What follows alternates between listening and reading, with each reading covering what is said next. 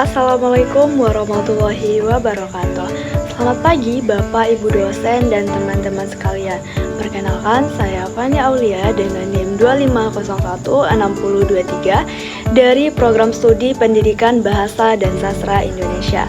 Pada kesempatan ini, saya akan mempresentasikan artikel konseptual yang berjudul Pendidikan Berkualitas sebagai Pilar Utama Pembangunan Berkelanjutan. Ini merupakan kajian konseptual implementasi SDGs tujuan keempat di Indonesia. Semoga presentasi ini bermanfaat. Mari kita mulai. Kita semua tahu bahwa pendidikan adalah kunci masa depan dari suatu bangsa.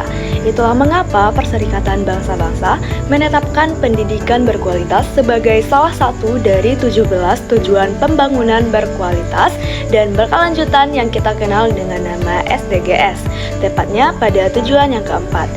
Namun, Indonesia menghadapi tantangan yang tidak mudah.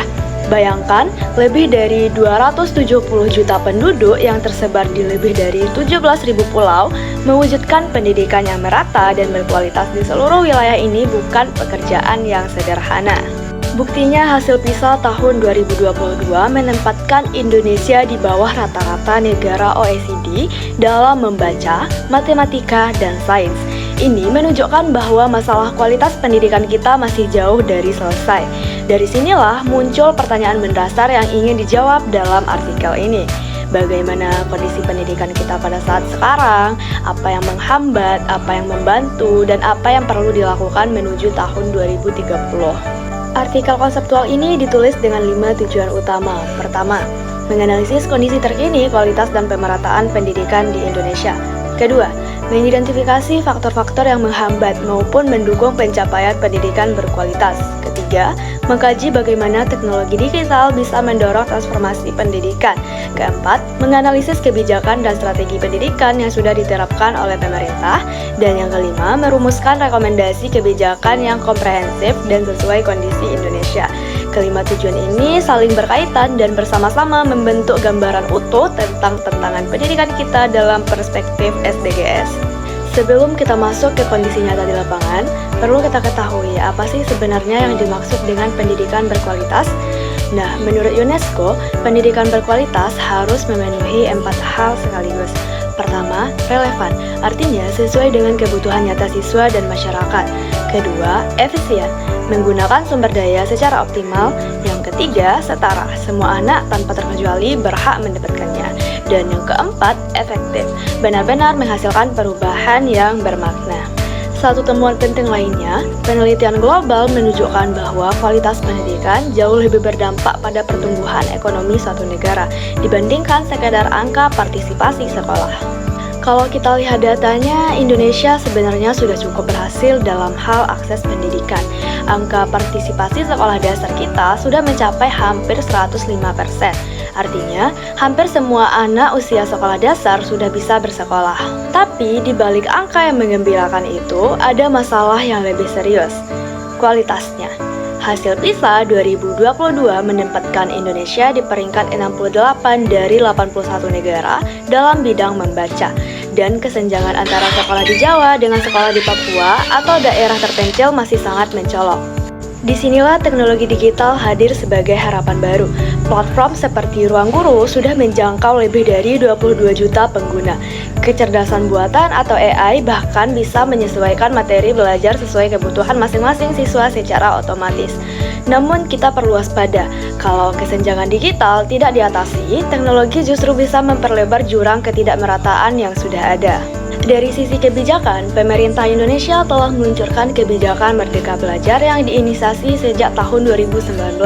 Ini adalah reformasi pendidikan paling menyeluruh dalam beberapa dekade terakhir. Program ini mencakup banyak hal, mulai dari kurikulum merdeka yang lebih fleksibel, asesmen nasional yang menggantikan ujian nasional, hingga program guru penggerak yang mencetak pemimpin-pemimpin pembelajaran di sekolah.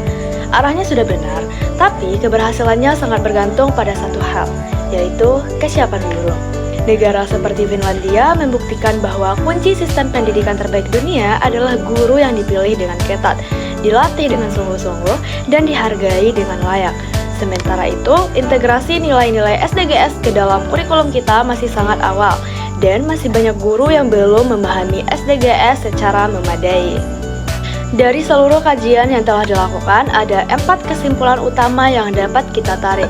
Pertama, Indonesia memang sudah maju dalam hal akses pendidikan, tapi kesenjangan kualitas antara kota dan desa, antara Jawa dan luar Jawa masih menjadi masalah struktural yang mendalam. Kedua, teknologi digital punya potensi besar sebagai pengungkit transformasi, tapi hanya jika kesenjangan digital diatasi lebih dulu secara serius. Ketiga, kebijakan Merdeka Belajar sudah menunjukkan arah yang benar, namun keberhasilan menunjukkan konsistensi dan dukungan penuh bagi para guru. Dan keempat, mencapai tujuan SDGs yang keempat pada tahun 2030 bukan tanggung jawab satu pihak saja. Ini adalah tanggung jawab kita bersama. Berdasarkan temuan ini, ada 5 rekomendasi yang diusulkan. Pertama, tingkatkan kualitas dan status profesi guru, perketat seleksi, perbaiki pelatihan, dan beri insentif bagi yang bersedia mengabdi di daerah terpencil. Kedua, percepat pembangunan infrastruktur digital yang merata ke seluruh pelosok negeri.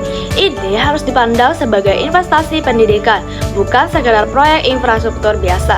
Ketiga, kembangkan konten pembelajaran digital berkualitas dalam bahasa Indonesia dan bahasa daerah, agar teknologi benar-benar bisa dimanfaatkan semua kalangan. Keempat, perbaiki sistem evaluasi pendidikan.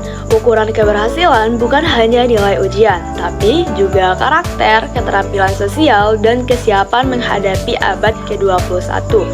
Dan yang kelima, perkuat kemitraan antara sekolah, perguruan tinggi, dunia usaha, dan komunitas. Karena ekosistem pendidikan yang kuat membutuhkan semua pihak. Demikianlah presentasi yang telah saya sampaikan. Seperti yang tertulis dalam artikel ini, pendidikan adalah tanggung jawab kolektif yang tidak bisa diserahkan kepada satu pihak saja. Mari kita sama-sama berkontribusi sekecil apapun untuk generasi Indonesia yang lebih cerdas, lebih adil, dan lebih berdaya. Terima kasih atas perhatiannya. Wassalamualaikum warahmatullahi wabarakatuh.